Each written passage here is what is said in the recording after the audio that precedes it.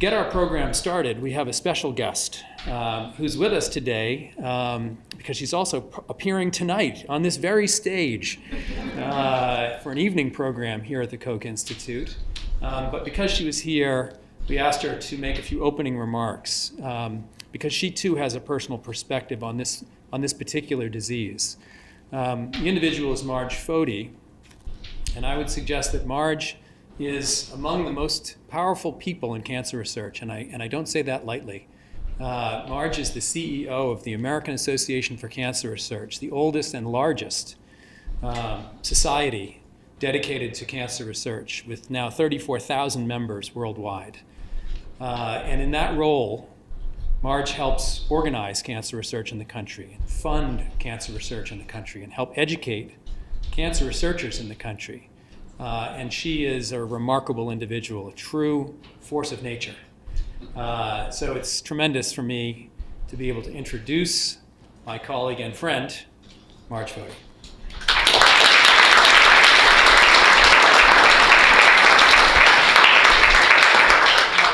Thank you so much for your kind introduction, Dr. Jacks, and for inviting me to this very special symposium on ovarian cancer. I was really honored and excited to be here. I always love to come to Boston, and I wanted to mention specifically that it's really a privilege to observe firsthand what is happening here at this great institute. I had an opportunity to see Dr. Jack's brilliant leadership when he was the president of the AACR in 2009 and 10, and his legacy and his great work during that time really is lasting and has really been a fabulous addition to what we do at the AACR. So we're all here today, and it's wonderful to see all of you in the audience because cancer really touches us all, either directly or indirectly through a cancer that a loved one or a friend has unfortunately been diagnosed with. And you may know the statistics, but I thought I would mention at the outset, 1 in 2 men and 1 in 3 women will be diagnosed with cancer in their lifetimes. And indeed, we all have a connection. And many of you in the room, whether you be scientists searching for cancer cures or a physician providing fabulous treatment to patients, or a cancer survivor who has been cured, or a caretaker, all of us are battling cancer in our own special way. Tyler was very kind to point out what I do now as the CEO of AACR, but I had not had that connection to cancer early in my own career. As I was telling him a few minutes ago, I really initially was seeking a career in law. I fancied myself as a hard-nosed litigator, and I thought maybe I could, get some stuff done that way. But somehow I found my way to this field. And once you get involved with cancer researchers and cancer physicians who are so dedicated to doing something about this dread disease, the field kind of grabs you and holds on to you and doesn't let you go.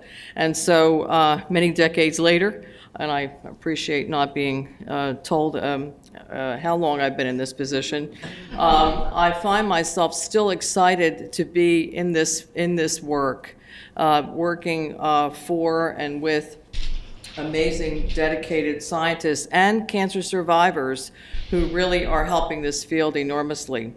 But in addition to my role as the CEO of AACR, my connection to this disease is my sister, about whom some of you, if you stay tonight, will hear a little bit tonight when I speak about her. I was really so happy to be able to have access to great care for her 16 years ago when she was diagnosed.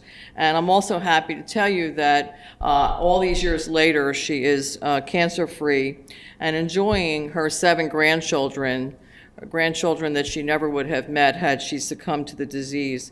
And so it's really an amazing thing that is happening out there with research that is helping patients, even someone like my sister who had late-stage ovarian cancer. So I wanted to just mention a couple things about, what's the cancer incidence today. In the United States, more than 1.6 million people are projected to receive a cancer diagnosis in 2014, and more than 500,000 will die from this disease. Sadly, 22,000 of those diagnoses are ovarian cancers, and over 14,000 women will succumb to the disease. However, the picture of ovarian cancer and all cancers is really changing rapidly with today's outstanding science and the integration of cancer-related disciplines in biomedical science and the other sciences that are so spectacular here at the Koch Institute. The tireless and dedicated efforts of individuals working in the field, in all areas of the field, are really leading to amazing advances I never really thought I would actually see in my own career, since I've been around a long time, watching the struggles. And the advances are across the continuum of basic laboratory science, which is very strong here at the Institute, to translational research as well that links discoveries to the clinic, and also state-of-the-art clinical trials that are really transforming cancer care and saving more lives every day. For example, just last year, FDA approved 12 new drugs. Amazing, 12 new drugs in 1 year, 8 of which were new molecular entities, and 4 that represent a new class of drugs that inhibit tumor growth. And when you look back on history, it's extraordinary to note, to think about that number 12, because in the past, when hundreds of lead compounds were being investigated, only 1 would come out of the funnel and approved by FDA. So there is enormous progress right now, in part because there's a lot of new and accelerated approvals going on at FDA, but because of the science is being done by the great scientists and physicians in this country and around the world.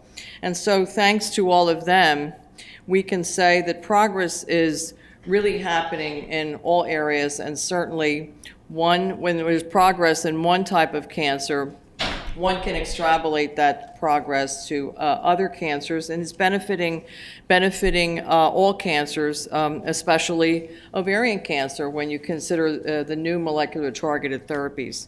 So I wanted to just say how great it is that I could be here at the Koch Institute to thank the scientists who are here working on the new research advances and the personalized cancer medicine that is helping people surviving longer, leading fuller lives after a cancer diagnosis, and are cured of the disease. The data are really impressive. If you think about it, in 1971, there were only 3 million cancer survivors, and today there are 14.5 million cancer survivors in the United States alone. So things are looking up. It's a very wonderful, positive trajectory. We really have to give more attention to this field, and I think really bring the public into this arena more, make the public more aware of cancer, for knowledge about cancer and not only research but also prevention is really extremely important. As you know, knowledge is power, and we need the help of the general public to really put the emphasis on this field, to encourage Washington, so that cancer research will receive the appropriate federal funding at a level that is consistent with the scope of the cancer problem. You may know that cancer is second in death rates next to cardiovascular disease, but it also exacts a terrible toll on families, and so we need to educate our legislators and get them involved and get them pushing hard for more funding for cancer research. The current situation, the numbers that I mentioned, are simply not acceptable. So my message this afternoon, it really is, research is the key to achieving accelerating progress against cancer and saving more lives. It really catapults the development of new and better ways to prevent, diagnose, treat cancer, and it leads to saving more lives. And I think that when we look at what is happening here at the Koch Institute, we're in the presence of some of the nation's outstanding leaders in the field. The Koch Institute has a really unique mission of convergence, of bringing together biological science, life sciences with physical science, engineering, and math. It's just a spectacular concept, and I know it's one that will really push the field forward in a very strong way. So it's a great honor to be here in the presence of wonderful speakers today, and I really appreciate the opportunity to sit and learn and hear about all the great things that are happening in ovarian cancer for people like my sister, but for all the ovarian cancer survivors around the world. So thank you very much for your attention.